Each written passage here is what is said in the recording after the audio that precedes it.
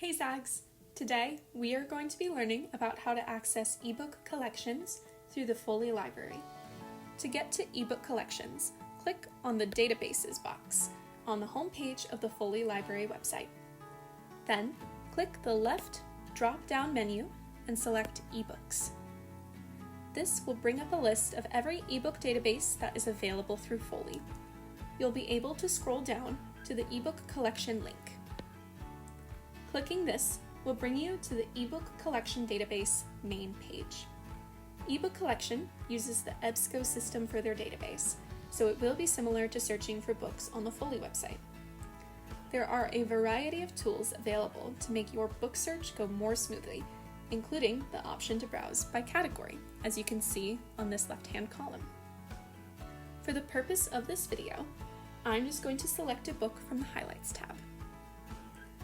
When our ebook opens, we can see that much of the information provided is consistent with what you would normally find in an EBSCO database, including a book description, its subjects and categories, and more. A citation maker over here on the far left side is also provided, and as is the option to save the link to the book to your Google Drive. Options to download the ebook are provided on the far left-hand side. You can download the book as a PDF or access the full text in EPUB. Each book has their own copyright and publication rights, so not all books will offer the option for a full download. If you don't want to download the full text, you can scroll down to select individual chapters and download them individually.